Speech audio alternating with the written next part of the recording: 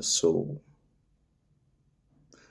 with the recent acquisition made by Netflix by Warner Brothers, I wanted to I wanted to touch on a few subjects, a few names, and let you draw your own conclusions. So yeah, there's one Mr. David Zaslav, who is a CEO and board member of companies such as Warner Brothers Discovery, SiriusXM Radio, and Lionsgate. That means that guy is in charge of, for South Africans, that guy makes you watch TLC, Sex and Me to ER, My 600 Pound Life, 90 Day Fiance. And if you actually look up the actual meaning of TLC, not just the abbreviation, it'll come to the Learning Channel, meaning it started off as a channel for learning. It's something you could put on in the background while your kids learn something, maybe even something you didn't know, animals, vegetation, nature, science, biology, technology, architecture. The Learning Channel. Something that could help your kid in school. Something that could teach your kid something that even you didn't learn in school. So, yeah, he took that channel and bastardized it. Just one man. And Warner Brothers and Discovery are media companies, meaning they can post and publish anything. Also meaning they are in charge of what you see and hear. And what you see and hear, regardless of how prone or not prone to propaganda you may think you are, you're not. Right? And they got bought up by Netflix. Netflix is not completely, like, boldly pro-Israel, but it's definitely anti-Palestinian for sure. So you have two media giants combined into one.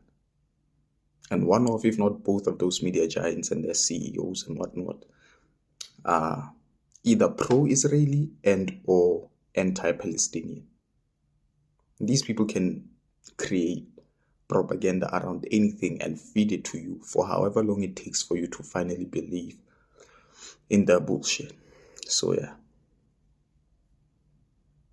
you have people closely related to these types of people. You have parent companies of companies like Warner Brothers and Discovery, such as Brian L. Roberts and Michael J. Kavanagh and Jason S. Armstrong. Chairman, president, and CFO alike. Again, you're fucked. Whatever they tell you, whatever show they want to show you on Netflix, right? You're fucked. Netflix is buying all these media companies so they can control the narrative around what you see and hear. As if these companies independently didn't do that by themselves. This is monopoly capitalism, right? This is gonna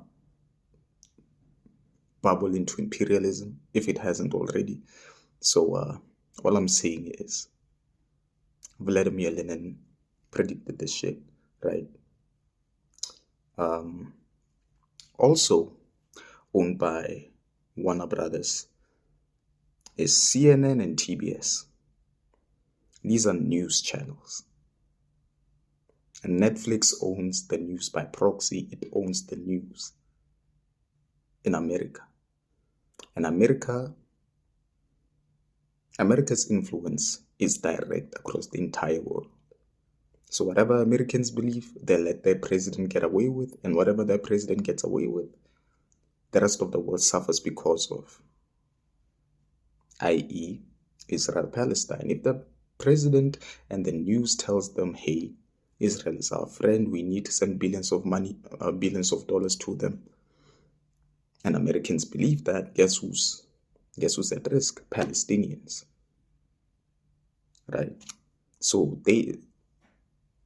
it's CNN and TBS. These people own the news. Comcast, these people own companies like I just said, SiriusXM,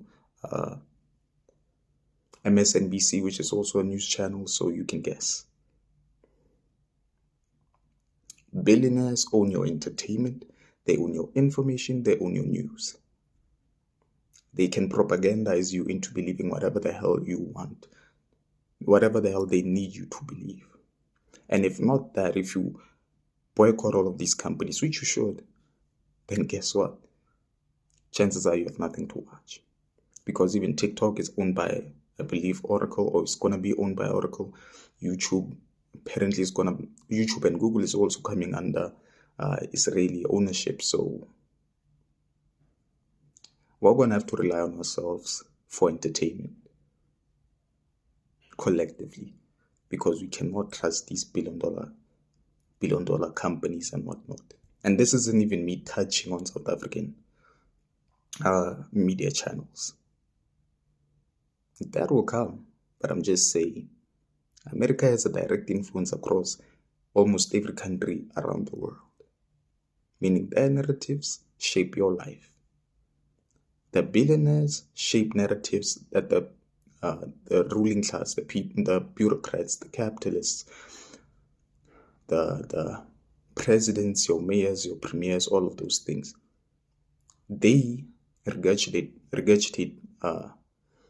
those narratives. Those narratives are broadcasted across TV and other sorts of media, and Americans hear it. They become passive to things such as imperialism and fascism, allowing it to happen. And yeah, you might be like, there's no correlation, and I know I can't explain it a little bit horribly, but this is me doing my best.